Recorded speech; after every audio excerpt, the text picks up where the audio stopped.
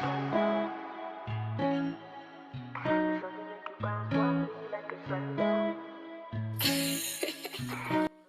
what is going on, guys? I'm back again with another video, and in today's video I'm going to be taking a look at the Ultimea 2.2 S40 soundbar. Now this is a pretty universal soundbar. You can connect to aux, Bluetooth, and even optical cable, RCA, whatever it may be, but that's besides the point.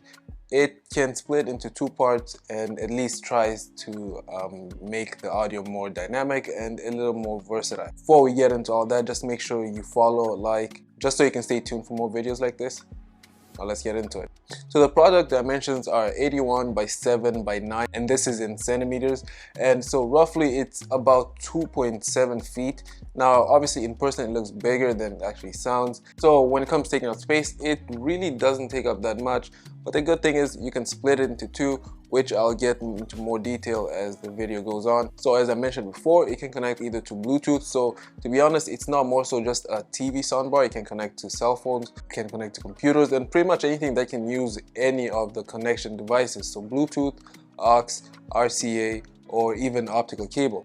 Now the one thing too, when it comes to design, it's somewhat prone to fingerprints. Now that shouldn't take too much away from it, because honestly it's just designed for audio purposes. So really when it comes to visual takes, of course it's good to have something that looks presentable, but at the end of the day it's just going to be used for more so audio capabilities.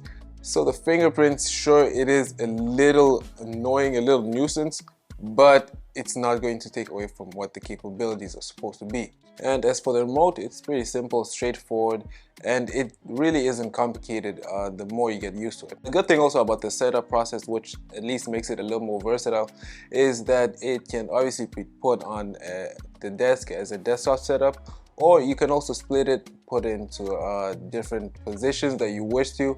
But at the same time, you can also mount it. So the good thing about that too is you can either mount the left one if you want to, and then for some reason, I don't know, if you want to leave one just standing on the desk or in some other obscure part of the room, or you can put the other one. Say if you want to hang up the left one, you can hang up the left and leave the right one down, or you can hang up the right and leave the left one down, or you can choose to hang up both. And for whatever reason, if you don't want to use the remote, the thing is it's HDMI ARC capable, so this at least prevents you from having to hassle between remotes just to increase or decrease the volume. But other than that, it's not an aggressively obscure or trying too hard type of design.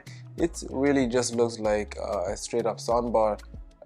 Besides the fact that obviously it can be disassembled into two different parts. So when it comes to sound quality, considering that the auditory purpose is the main purpose and focus of the soundbar, the good thing is there's actually 6 different EQ modes. So for example, you'll have your music mode, you'll have your dialogue mode, your night mode. The thing that matters at the end of the day is whether or not it actually is better or does provide better sound quality that you can get from your television. So for me personally, I tested on a Hisense television, and I also tested on the Samsung TV. And one of the key things is if the audio isn't loud enough to compete or at least be louder than TVs, then what exactly is the point of getting a soundbar, like, besides decoration? And one of the best parts also is that it has a DSP chip, which at least tries to prevent all the static noises when you can be watching TV or playing a video or whatever it may be.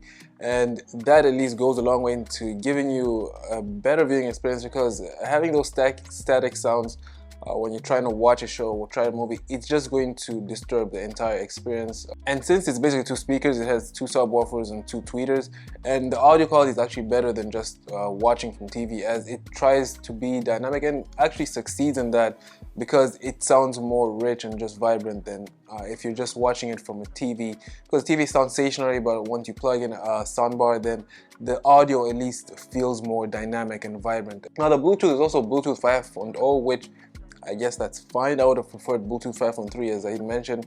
It's the latest Bluetooth, so why not at least have that as a bar? And one of the most important parts also when it comes to viewing experiences with the soundbars is distortion levels. Now, distortion, as the static sounds, it can go a long way to either giving you the best viewing experience you can get, or either giving you the worst. And that's because the distortion will determine just how good the sound quality is going to sound from your perspective when you'll be watching TV or trying to listen, or even a movie, something that's immersive, and it just sounds so awful. It has a less than 0.8% distortion level. The signal to noise ratio is about 90 decibels, and the max sound pressure level is about 99 decibels. So if you're just a novice listening to those numbers, then those are at least decent enough numbers to give you good enough sound quality that isn't really staticky or distorted in any way. Analyzing this, given that there is a lot of soundbars in the market, first thing you need to determine for yourself is whether you actually do need a soundbar. Some TVs today are just designed so well that they don't even need soundbar. Some of them just sound so good with the technology that they have today that they sound way better than actual soundbars. But if you do conclude that you may need a soundbar, whether the reason may be that the TV that you have isn't just good when it comes to audio, whatever it may be, then from my personal opinion, experience with this soundbar, I definitely recommend it. But regardless of that, the biggest selling point about the soundbar is that it's a lot more affordable than many soundbars that you can find at the market at this level, and even for competing prices. But that's it for me, and obviously that's just my opinion. If you agree or disagree, let me know what you think. And I'm out.